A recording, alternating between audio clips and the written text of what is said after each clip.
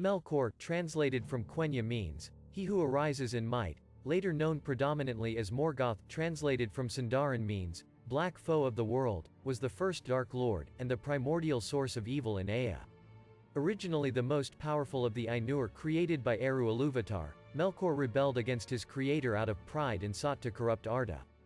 After committing many evils in the First Age, such as the theft of the Silmarils, which resulted in his name Morgoth, and the destruction of the two lamps and the two trees of Valinor, Morgoth was defeated by the host of Valinor in the War of Wrath.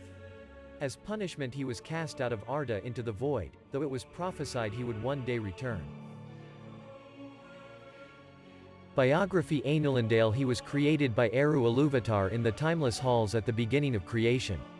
His brother was Manwë, though his was greater in power and knowledge than any of the Ainur.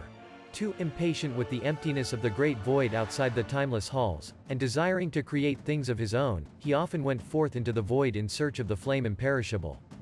But the flame was of Ilúvatar and resided with him, and Melkor never discovered it. He continued to search, however, and as such was often alone and apart from his fellow Ainur. It was during these lonesome periods that he began to have ideas and thoughts of his own that were not in accordance with his fellow Ainur. When the Ainur sang the great music before Eru, he wove some of these alien thoughts into his music, and straightway discord arose around him. Some of those nearby attuned their music to his, until two musical themes were warring before the throne. To correct the discord, Eru introduced a second, and then a third theme into the music. But Melkor succeeded in holding back the second theme, of which Manwë was the chief instrument. The third was the theme of elves and men, and while it was not overwhelmed by the discord as the second theme was, it too failed to correct it. When Eru brought the music to an end, he rebuked Melkor, praising his strength but reminding him that, as an aspect of his creator's thought, anything that he could bring into being ultimately had its source within Eru himself. As such, even the discord redounded in the end to the glory of Eru's work. This rebuke shamed Melkor, but brought on anger in him as well, though he hid it. Thus when the music was made incarnate as Arda, it was already flawed through the discord, and a moderate heat and great cold stalked it. Melkor then took in the interest of the world and descended to it with the other Valar. Arrival in Arda. When the Valar entered into Arda and began to shape the unwrought matter, Melkor saw the field of Arda and claimed it for his own. However, the other Valar took Manwë to be their lord, for while Manwë was not nearly so powerful as Melkor, he understood the thought of Eru better than any of his peers. Bitter, Melkor set himself against the other Valar. Whenever the Valar worked to better the world, Melkor disrupted their efforts. For a long while, Melkor fought alone against the might of all the other Valar and Maiar of Arda, and he long held the upper hand. During this time, Arda was kept essentially shapeless, as Melkor ruined virtually every early work that the other Valar attempted to create. Fortunately for them, the mighty Valar Tulkas eventually descended to Arda, and his strength tipped the balance in favor of the Valar. Melkor fled before him, and left Arda for a time. Years of the Lamps. After Melkor's departure, the Valar managed to quiet the tumults of the world, and set about ordering it in preparation for the coming of the elves. To give light to the world, they constructed two great lamps in Middle-earth and set their place of dwelling in the midst of them. During this time, Melkor re-entered Arda with the various Maiar spirits who had attuned themselves to his music, and delved a mighty fortress at the very northmost part of the world and named it Udumno. 3. To defend it he raised the mountains of the east in the northeast of Middle-earth, east of the Sea of Helkar. Decay arose in the north, and the Valar thus knew that Melkor had returned. Before they could begin to search for him, however, Melkor came forth from Udumno with sudden war, and cast down the lamps. The fire within the lamps scorched a great portion of the world, and containing the catastrophe caused by their breaking kept the Valar occupied long enough for Melkor and his forces to retreat back to Udumno.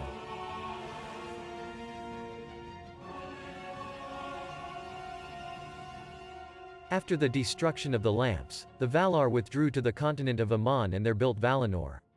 In doing so, however, they gave Melkor virtually free reign in Middle-earth. As a result, the continent languished in darkness, and Melkor filled its lands with terrible creatures and decay. During this time, Melkor built his second, lesser fortress of Angband in the west, as a defense from the west should the Valar attack. Angband was delved into the Iron Mountains, and was given to Sauron to command. For, while the Valar were unsure where the children of Ilúvatar would awake, they were reluctant to wage war against Melkor, fearing the clash of powers might result in massive collateral damage the likes of which they had not seen since the lamps were destroyed. As such, most of them remained in Aman and forsook Middle-earth. Due to this, Melkor discovered the elves before the other Valar, captured many of them, and transformed them by torture and other foul craft into the first orcs in mockery of elves. The War of the Powers. When it was discovered by the Vala Orom where the elves were, the Valar took immediate action against Melkor, instigating the War of the Powers. The Valar overcame the hosts of Melkor and he retreated into Udamno. After a grievous siege, the Valar rent the doors open and Melkor was captured. Melkor was bound with Angainur and brought back to Valinor. There, he pleaded for pardon, but was cast into the halls of Mandos for 3 ages. However, in their haste to overthrow Melkor, the Valar left many of Udamno's pits and vaults unexplored, and Sauron remained at large. Additionally, they did not capture or destroy the Balrogs, who gathered at the ruins of Angband and went into a long hibernation, awaiting Melkor's return. For, after the passing of the ages, Melkor was brought before Manwë, and feigned repentance. Unable to comprehend the evil of Melkor, being himself free of it, Manwë ordered him released. At first, it seemed as though the evil of Melkor had been cured, for all who sought his counsel and aid in that time benefited greatly from it. However, Tulkas and Ulmo were both very slow to forget Melkor's evils, and watched him closely. In truth, Melkor was more filled with malice than ever, and began to put his extraordinary cunning to use in devising a way to ruin Aman. Seeing the bliss of the elves and remembering that it was for their sake that he was overthrown, Melkor desired above all things to corrupt them. Of all the 3 primary groups of elves, he found the Noldor to have a perfect balance of usefulness and open ears, and so worked his malice almost exclusively among them. Over a long period of time he spread lies concerning the intentions of the Valar in bringing the elves to Aman, telling them, among other things, tales of the coming of men, the existence of which the Valar had not revealed to the elves. Due to his carefully crafted lies, many of the Noldor began to believe that the Valar had brought them to Aman so that men might inherit Middle-earth, taking the lands and the glory that could have been theirs. Eventually, a shadow fell upon the Noldor, and they began to openly rebel against the Valar. Chief amongst the disgruntled Noldor was Fëanor, the firstborn son of the Noldor king Finwë. Though he hated and feared Melkor, his overwhelming pride caused him to be the most vocal of the Noldor in expressing discontent. For their part, the Valar remained unaware of Melkor's work, and saw Fëanor as the source of the Noldor's unrest. Though perturbed, they let the situation continue until Fëanor threatened his brother Fingolfin with violence, at which point the Valar summoned him to the Ring of Doom in Valinor to explain his unlawful actions.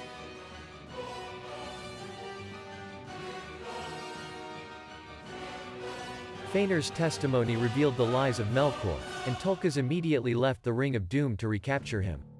But Melkor could not be found. After a time, Melkor went to Formenos and feigned friendship to Fëanor in order to acquire the Silmarils. But Fëanor, seeing Melkor's greed, refused him and shut the doors of Formenos in the face of Arda's mightiest being. Melkor then passed unseen to the south, and came upon Ungoliant.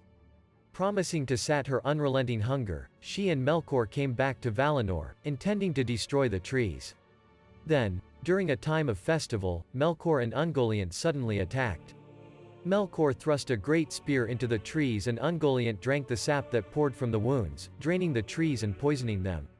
The trees quickly withered and died, plunging Aman into complete darkness for a time. In the fear and confusion that followed, Melkor sped to Formenos and broke into the fortress. There, he slew Finwë, father of Fëanor, and stole the Silmarils along with all the other gems that lay there. The Silmarils burned Melkor's hand, causing him immeasurable agony, but he did not release them. He and Ungoliant fled to the north, and the Valar gave chase, but the unlight of Ungoliant bewildered them and the two escaped. The 2 thieves crossed the grinding ice of the Helcurics and entered into Middle-earth, completing Melkor's revenge. In Lambeth, Melkor and Ungoliant approached the ruins of Angband, with Melkor hoping to escape and leave his promise to feed Ungoliant unfulfilled. Ungoliant, however, saw through his plan and stopped with him before they reached Angband. She demanded that he surrender the treasure of Formenos to sat her hunger as he had promised, and begrudgingly he gave her the lesser treasures he had taken, but he would not give her the Silmarils which lay hidden within his right hand. With his refusal to surrender the Silmarils, Ungoliant attacked Melkor, weaving her dark webbing about him. His resulting cry of pain and anguish roused the Balrogs from their slumber in the darkest depths of Angband. With a tempest of fire they came to his aid, and drove away Ungoliant, but Melkor recalled them, and thus Ungoliant escaped. He then began to rebuild Angband, and to gather his servants there. When Fëanor found his father was slain, he cursed Melkor and named him Morgoth, meaning, dark enemy, and by that name was he known ever after. The name Melkor was never spoken again by his enemies. As Morgoth finished rebuilding Angband, the slag and debris created by his vast tunnelings was plied into 3 huge volcanoes, collectively known as Thangorodrim. He hastened then to rebuild his forces, breeding innumerable orcs and other fell beasts. First Age. In Beleriand, Fëanor followed Morgoth to Middle-earth with the greater part of the Noldor in rebellion, hoping to recover the Silmarils.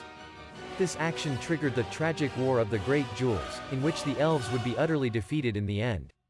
Upon learning of the arrival of the Noldor in Middle-earth, Morgoth sent armies of orcs against Fëanor's host, hoping to destroy them before they could establish any viable defenses. Though the Noldor were outnumbered, they swiftly and completely destroyed the orcs. Only a handful returned to Angband. But Fëanor, in his pride and arrogance, thought to come at Morgoth himself and pursued them. Soon, he and his vanguard drew far ahead of the main host, and the orcs, seeing this, turned and gave battle at the gates of Angband. Due to their proximity to Angband, a number of Balrogs emerged to aid the orcs, and the elves with Fëanor were quickly killed. Fëanor fought on alone, but was eventually struck down by Gothmog, the lord of the Balrogs. Though a relief force under the command of his sons saved him from being killed on the field of battle, Fëanor's wounds were mortal and he perished soon after. Shortly after Fëanor's death, Morgoth sent an embassy to the Noldor offering terms of surrender, even promising a Silmaril. Maedhros agreed to the parley, but both sides, expecting treachery, came with greater force than was agreed. Unfortunately for the elves, Morgoth's force was the greater of the two, and was accompanied by Balrogs. The elven company was quickly slain with the exception of Maedhros, who was captured and chained by his right hand to one of Thangorodrim's many cliffs. Morgoth sent word to the Noldor, promising to release Maedhros on the condition that the elves would depart from the north and cease their war against him. However, the elves knew that Morgoth would not honor his word, and sent no reply.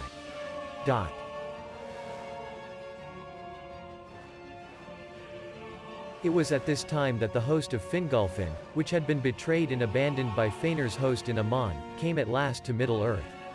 Tension between the two hosts quickly developed and Morgoth, seeing that the Noldor were divided, made plans to destroy his distracted foes. To his dismay however, the Valar revealed the creation of the sun and the moon, which confounded Morgoth and his servants for a time. To counter these new lights, Morgoth sent up nigh impenetrable clouds of smoke from the Iron Mountains to darken Hidlam. During the time of confusion and inaction among Morgoth's forces by these new lights, Fingolfin traveled to Angband, aided by the very darkness Morgoth had set upon Hidlam, and rescued Maedhros. In doing so, he set into motion a series of events that united the Noldor and allowed them to establish mighty kingdoms in Beleriand and Hidlam. When Morgoth initiated his next offensive, the Noldor swiftly and completely destroyed his forces and set a siege upon Angband, hoping to forever contain the evil of Morgoth. When he had waited many years, Morgoth made trial of his foes, causing the Iron Mountains to erupt and sending an army of orcs down through the passes, but to no avail, for the orcs were easily defeated by the Noldor. After this failure, Morgoth took to capturing what elves he could, breaking them with the power of his will and chaining their lives to his. These elves became his spies among the Noldor, and they kept him appraised of the movements and plans of his enemies.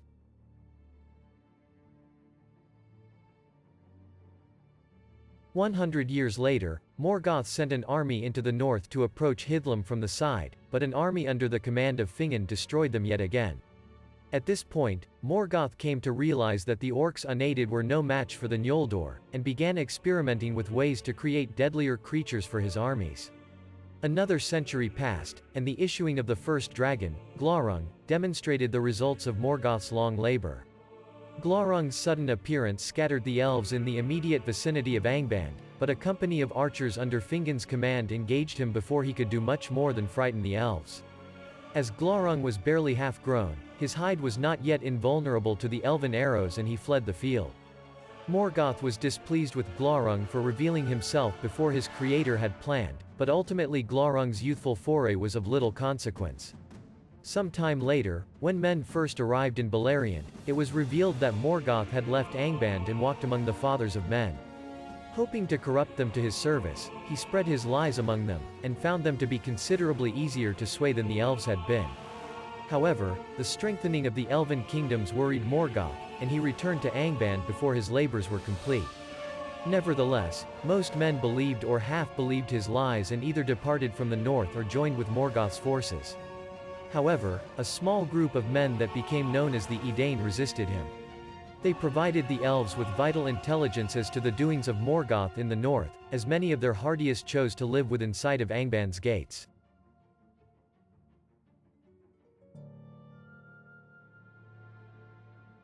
Dagor Bragollach. About 455 years after Fingolfin came to Middle-earth, Morgoth deemed that the time was ripe to destroy the elves and their allies. One cold winter night, when the elven watch was least vigilant, Morgoth sent forth terrible rivers of fire and lava from Thangorodrim and poisonous fumes from the Iron Mountains. The elves were completely unprepared for such an assault, and a great many Noldor perished on the Ard Galen, as the fires consumed it and transformed it into a lifeless wasteland, forever after known as the Anfling. In the wake of these fires there came Glaurung, now fully grown, the Balrogs, and armies of orcs and other monsters in numbers such as the elves had never conceived of. Thus began the Dagor Bragollach. The siege of Angband was swiftly broken and the forces of the elves were scattered. So swift and overwhelming was Morgoth's assault that the various elven kingdoms were unable to marshal their forces in any sort of unified front, and as such Morgoth was able to engage the elven forces in a piecemeal fashion, greatly blunting the effectiveness of any resistance. With the exception of Maedhros and his fortress upon the hill of Himring, the sons of Fëanor and Finarfin were overthrown and utterly defeated. Fingolfin and Fingon only just barely managed to defend Hithlum from Morgoth's onslaught, as the mountains surrounding it provided an effective barrier against Morgoth's fires. The elves were completely driven from the forests of Dorthonion, and many of the Grey Elves forsook the war altogether and went to Doriath. When news came to Fingolfin of the totality of the disasters that had befallen the elven forces, a great despair came upon him. Believing the Noldor to have been defeated beyond any hope of recovery, he rode forth alone from Hithlum to the gates of Angband in a wrath so potent that he was said to have resembled Orm himself. When he arrived, he smote upon the doors of Morgoth's fortress, challenging the Dark Lord to come forth to single combat. Though Morgoth did not wish to, Fingolfin's challenge was heard by all in Angband, and was given in such an insulting manner that to ignore it would have been to lose face before his captains.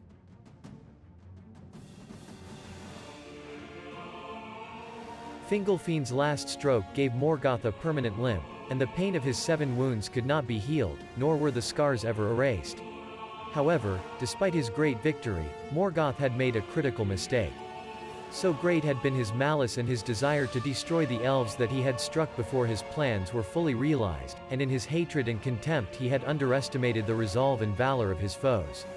Now Morgoth found that the elves and Edain, recovering from the initial shock of his onslaught, had begun to make small gains against his outlying forces. He therefore checked his advance, and withdrew the main host of the orcs to Angband. For though he knew that his victory had been relatively decisive, his own losses had been as numerous as the losses that had been accrued by the elves. Afterwards, Morgoth sent out many spies, and he sent messengers to men, feigning pity. When the Edain refused his false offers of peace, he summoned the Easterlings over the Blue Mountains to harass them militarily. 7 years passed before Morgoth renewed his offensive. He assailed Hithlum with great strength, but just as he was on the verge of victory, Círdan and a host under his command came at the last moment and helped Fingon to turn the orcs back.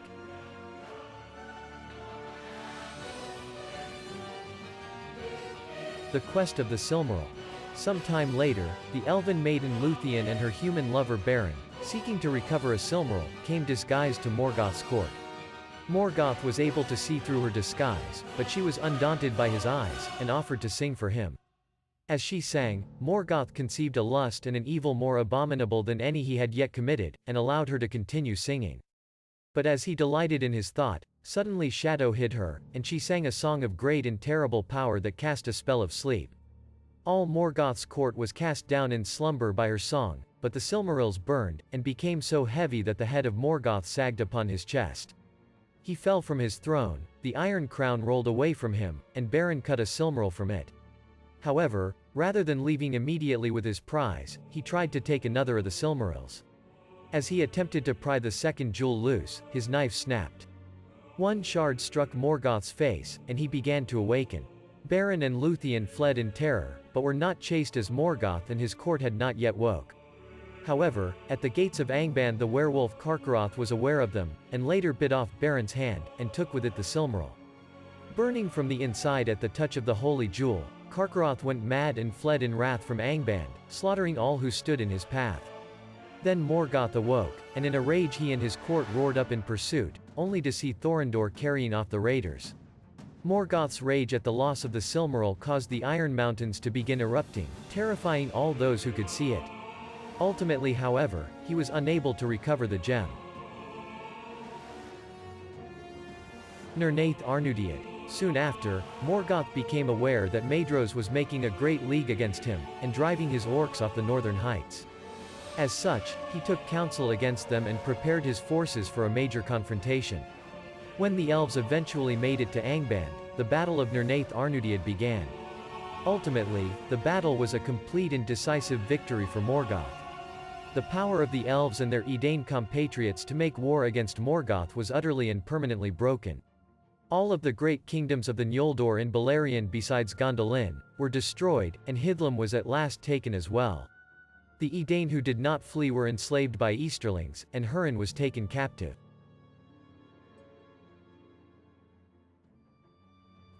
The Cursing of Húrin. Morgoth was also well known for the imprisonment of Húrin of the House of Hador during the Nirnaeth Arnoediad. In the last hours of the battle, Húrin and his kin defended Turgon, for he was the last heir to the thrones of Gondolin and Fingolfin after his brother Fingolfin fell in battle. Turgon narrowly escaped the clutches of the host of orcs due to the valor of Húrin, and their men. Unfortunately, all but Húrin fell after the onslaught of Morgoth's forces. After slaying untold numbers of trolls and orcs single-handedly, Húrin was captured by Gothmog and taken to Angband. Morgoth knew that Húrin had been to Gondolin, and therefore knew the city's location. He sought to extract the information from him but, despite inflicting terrible torment upon his captive, he was unsuccessful. From a distance Morgoth put the son and daughter of Húrin, Turin and Nienor, under a species of diabolic oppression. His thought followed them and gave them bad luck, though they were not possessed. By this means he drove them at last to madness and despair, though there is doubt as to whether in the extremity of his malice he cheated himself, as their madness saved them from damnation. Behold, the shadow of my thought shall lie upon them wherever they go, and my hate shall pursue them to the ends of the world. The children of Húrin then, continuing his curse, he said, But all whom you love my thought shall weigh as a cloud of doom, and it shall bring them down into darkness and despair. Wherever they go, evil shall arise. Wherever they speak, their words shall bring ill counsel. Whatsoever they do shall turn against them. They shall die without hope, cursing both life and death. The children of Húrin.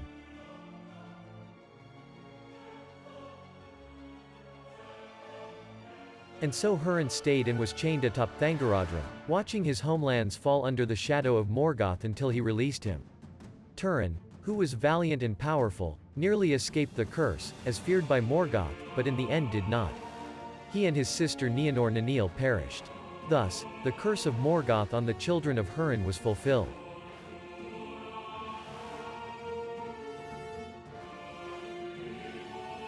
Fall of Gondolin.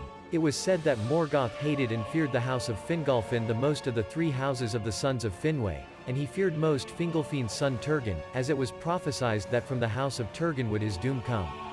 Following Turgon's escape from the Nirnaeth Arnoediad, Morgoth sought to find and destroy the last of the free kingdoms of the Noldor, Gondolin, where Turgon resided. Though he had been unable to force Húrin to reveal the location of the last great elven kingdom, Morgoth eventually captured Meglin, sister son of Turgon, the king of Gondolin. Threatened with unimaginable torment, Meglin offered the secrets of Gondolin's defenses in exchange for his own well-being. Additionally, he made a promise to kill Tuor personally, and was given permission by Morgoth to take Idril for himself. Having lusted after Idril for decades, Morgoth's offer secured Meglin's loyalty, and he became the Dark Lord's willing servant. After learning all he could from Meglin, Morgoth sent him back to Gondolin to aid the invasion from within when the time came.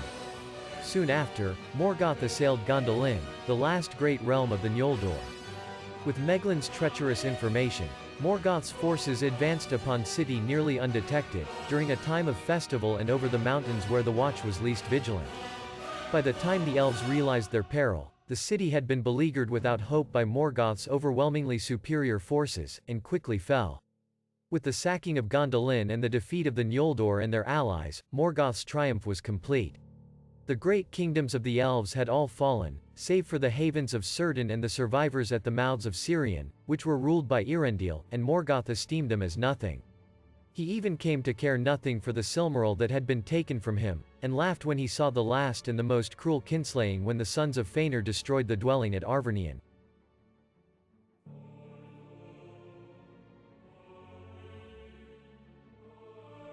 Final defeat. However, Morgoth's triumph was relatively short-lived.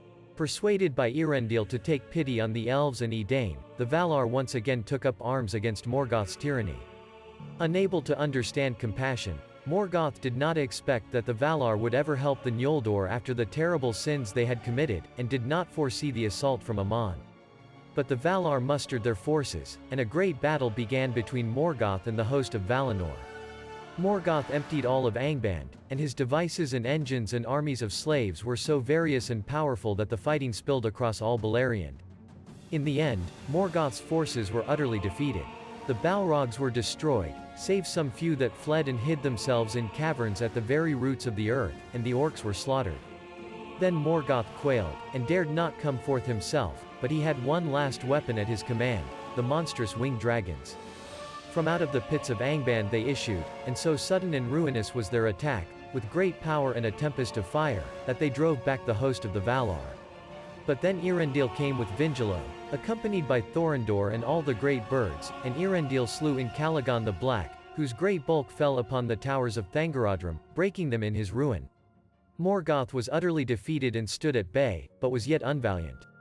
He fled into the deepest of his mines and sued for peace and pardon, but his feet were hewn from under him, and he was cast upon his face. He was bound with the chain Angainer, his iron crown was beaten into a collar for his neck, and he was thrust through the door of night into the timeless void. The two remaining Silmarils were recovered from him, though shortly thereafter they were again lost. Legacy and prophesied return.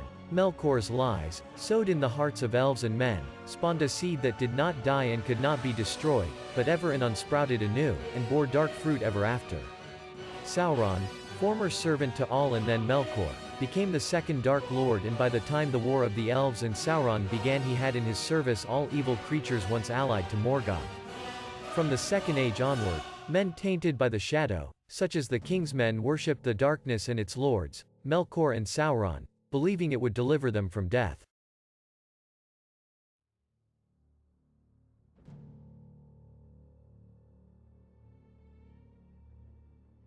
Dagor Dagorath. According to material in some of Tolkien's writings compiled, but not published, by his son, in the last days Melkor will learn how to break the door of night and re-enter the world, and initiate the Dagor Dagorath, the Battle of Battles. In this battle Morgoth himself would be slain by Turin Turambar, returned to life, or by Eonwë as written in the Hiding of Valinor. Thus the children of Húrin and all men will be avenged from this defeat. However, the published Silmarillion does not include this information, and instead asserts that, if the Valar know how the end of Arda will present itself, they have not revealed it. Powers and abilities. Melkor in his time was the strongest being of Arda, second only to Eru Ilúvatar himself. Initially significantly stronger than the combined power Manwë and all of the Valar, Melkor was mightier than and ruled over Sauron and the Balrogs. At his prime he spilled enormous oceans and destroyed mountain ranges. Even while greatly weakened, Melkor could create massive firestorms, huge craters, and curse his foes to sorrow and death, like Melkor did to the family of Húrin.